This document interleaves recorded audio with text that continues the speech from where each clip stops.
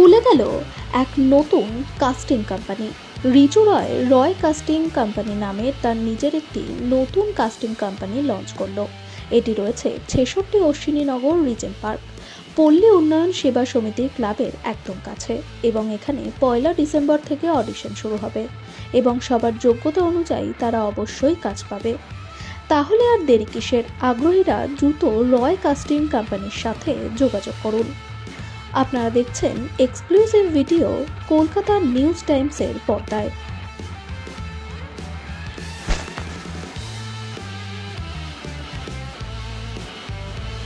কেমন আছো? আমি তো খুব ভালো আছি, তুমি কেমন আছো? খুব ভালো। আজকে তোমার প্রোডাকশন হাউস নিয়ে কাজ স্টার্ট হচ্ছে, পুজো স্টার্ট হচ্ছে, তো এটা নিয়ে আগে তোমার প্রোডাকশন হাউসের নাম বলো। রয়েস কাস্টিং কোম্পানি আমার এই অফিসটার নাম। আচ্ছা, তো এটা কোথায় ওপেনিং হলো? এটা হচ্ছে 66 অশ্বিনীনগর নিয়ার রানীকুটি।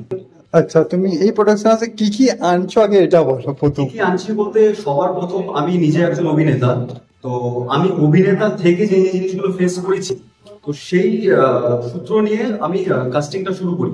তো গত 6 মাস থেকে সাকসেসফুলি আমি কাজটা করি। তো সেই কাজটা করতে করতে মনে হচ্ছে যে একটা অফিস থাকলে হয়তো খুব ভালো হয়। এতে করে কি হবে, কারোর সাথে আমার মিট করা, এটা তারা আসতে পারে। কোনো ডিরেক্টর, অনেক ডিরেক্টররা আছেন এবং অনেকে আছেন যারা দেখা করতে চান। একটা মানে সঠিক একটা জায়গা থাকলে কি আমার মানে দেখা করার স্থানটা একটা সঠিক পাওয়া যায়, তাই না? একদম। এই করতে করতে আমি যদি এগোতে পারি, এবং যারা অনেকে আছেন যে এখন তো আজকের দিনে হয় না যে আমি এখানে গিয়ে ঢুকে গেছি, ওখানে গিয়ে আমার সাথে এই হয়েছে, তো এই জিনিসগুলো তো আমি ফেস করেছি। যাতে আমি সঠিকভাবে এগোতে পারি, তার জন্য আমার এই চিন্তা ভাবনাটা আমার মাথায় এলো যে না, আমি যদি ইন্ডাস্ট্রিতে আছি, তা আমি চেষ্টা করি না যে আমি আমার মতন করে একটু করি। আর আমি এমন ভাবে করতে চাই যাতে একটু আলাদা, কোথাও কেউ ঠকবে না, কোনো প্রলোভন আমাদের এখান থেকে দেখানো হবে, এই মোটিভটা নিয়ে মানে। আচ্ছা, তো তোমার এখানে কোনো প্যাকেজ থাকছে কি? প্যাকেজ থাকছে, প্যাকেজটা কিন্তু ম্যাটার করছে না, ম্যাটারটা করছে আমার এখান থেকে কাজটা দেবো। আচ্ছা, প্রথমত সবার প্রথম প্যাকেজটা কখন আসে, যখন সে কিছু পেমেন্ট দেবে, সেই ক্ষেত্রে প্যাকেজটা আসে। তো প্যাকেজটা আমার এখানে তো ক্লাস যেমন আলাদা করে হবে, একদম। তো এমন প্যাকেজ নয় কিন্তু যে কাজ পেতে গেলে তাকে প্যাকেজটা নিতে হচ্ছে। কাজ এখান থেকে টোটালি ফ্রি।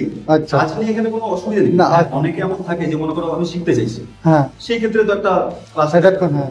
তো একটা কথা বলো তো, এই যে আজকে ওপেনিং করছো, তো কেমন লাগছে তোমার? অবশ্যই ভালো লাগবে, আর ভালো লাগবে না? আমি যখন প্রথম কলকাতাতে আসি তখন তো আমার কিছু ছিল না। তো সেই ধর্ম মানে আস্তে আস্তে তো করছি, সেই সৎভাবে আমি করছি। মানে কারোর একটা টাকা আমি খাইনি, বা কেউ বলতে পারবো না 6 মাস থেকে আমি কাজ করেছি যে কেউ আমার কাছ থেকে একটা টাকা পাবো না। আমি আগামী তো এটাই আমি বজায় রাখতে চাই। আচ্ছা, তো যারা নিউ কামার্স তোমার প্রোডাকশন হাউসে আসবে, ওদেরকে কি বলবে? ওদেরকে এটাই বলবো যে সিদ্ধান্ত যদি থাকে যে আমি এতদূর পৌঁছবো, সঠিকভাবে যদি পৌঁছানো হয় তাহলে আমার এখানে আসবো। কারণ আমার এখান থেকে সঠিকভাবেই আমরা সেই জায়গাটায় পৌঁছানোর চেষ্টা করবো, এবং সাথে আমরা পথ দেখাবো। পৌঁছতে হবে নিজেকে, নিজের যোগ্যতা যদি প্রমাণ করতে পারে, সেই অনুযায়ী আমরা তাকে সেই জায়গা পর্যন্ত পৌঁছানোর দায়িত্ব আমার। ওকে, থ্যাংক ইউ। ওকে। আচ্ছা, আমার নাম কবি চক্রবর্তী, আমি সবসময় ভালো থাকি। এই যে আজকে পুজো হচ্ছে, কাজ নিয়ে কি বলবে? দেখো, রিজুর সঙ্গে আমার পরিচয় এই ক্যামেরার সামনে অভিনয় করা শুরু থেকে। আমাকে বেশ কিছু ভালো ভালো কাজ দিয়েছে, আর একজন শিল্পীর যে সম্মান বা যোগ্য পারিশ্রমিক পাওয়া দরকার, সেদিকে কখনো কোনো কার্পণ্য করিনি। আমি ওর সঙ্গে কাজ করে যথেষ্ট খুশি। যোগাযোগ একদম আছে। আজকে ওদের প্রোডাকশন ওপেনিংও হচ্ছে, তো এটা নিয়ে কি বলবে? এর আগে যে দুটো অফিসে ওর সঙ্গে গেছি আমি, সেখানে ওর সঙ্গে পরিচয় হয়েছে, আলাপ হয়েছে, কথা বলেছি। আজকে একটা নতুন অফিস খুলছে, এটা নিঃসন্দেহে ওকে আরও বেশি অনুপ্রাণিত করবে নতুন করে নতুনভাবে কাজ শুরু করে, আরও ভালোভাবে কাজ করা। থ্যাংক ইউ, ধন্যবাদ। নমস্কার, আমার নামটা বলি, আমি অভিনেতা দীপ। খুব ভালো আছে, আর বিশেষ করে আজকের দিনে আরো ভালো আছে। তো রিজুতা একটা কথা বলো, এখন তো নতুন প্রোডাকশন হাউস খুলছে, তো রিজুতা এটা নিয়ে কি বলবে প্রথম? হ্যাঁ, যেটা দর্শকদের উদ্দেশ্যে বলার কথা, দেখুন যারা মানে আমরা যারা অভিনয় করি বা যারা অভিনয় করতে চাও, স্বপ্ন দেখে, অনেকে ভাবছো যে কোথায় গিয়ে সঠিক যোগাযোগটা পাবো, কোথায় গেলে ঠিকঠাক ভাবে আমরা সঠিক রাস্তা পাবো। সেটার জন্য আমার খুব ছোট একজন ভাই, যাকে আমি দীর্ঘ 4-5 বছর ধরে চিনি, ভালো অভিনেতা, সে আজকে ওপেনিং করলো রয় কাস্টিং এজেন্সি কাম অ্যাক্টিং ইনস্টিটিউট। তো এই কাস্টিং কোম্পানি যেটা, সেটা হচ্ছে সঠিক ঠিকানা।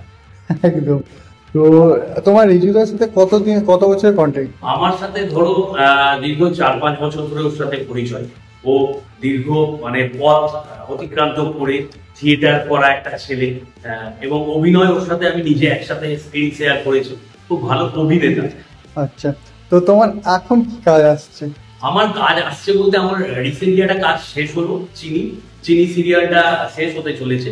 আর এখন আসছে বলতে আমার একটা ছবি শাশ্বতদার সাথে আসছে, অনিরুদ্ধ রায়চৌধুরী, টিয়ার মা। তুমি ইয়েতে গেলে দেখতে পাবে আমাদের ওয়েব সিরিজ মিসিং লিঙ্ক বলে একটি করলাম, যেটা অনির্বাণদার অ্যাসিস্ট্যান্ট হিসাবে। আচ্ছা, আপাতত এই চলছে, ছবির কাজ একটা কথাবার্তা চলছে। আচ্ছা, তো নিউ কামার্সকে কি বলবো? নিউ কামারদের বললাম তো, যদি স্বপ্ন দেখো, স্বপ্ন যদি বাস্তব করতে চাও, তাহলে সঠিক জায়গাটা। আর একটা কথা মাথায় রাখবে, টাকা পয়সার প্রলোভন নয়। তোমার মধ্যে যদি প্রতিভা থাকে, তবে তুমি সঠিক জায়গায় যদি আসো, তোমার বাস্তবতা কেউ আটকাবে। একদম একদম। Thank you. Thank you. আসল কেমন আছো? খুব ভালো আছে। তোমার নাম? আমার নাম সুখদেব দত্ত। তো দাদা কেমন আছে? আজকে পুজো হচ্ছে, এটা নিয়ে কি বলবো প্রথমে এটা বলো।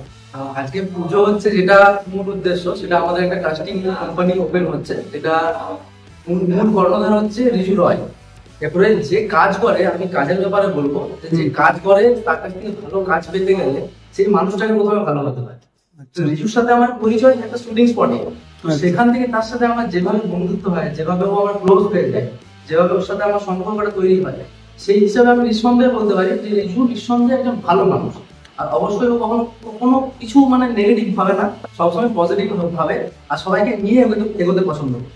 আচ্ছা, তো আমি একটা কথা বলো, তুমিও অ্যাক্টিং করছো, তো এখন নতুন কি আসছে তোমার?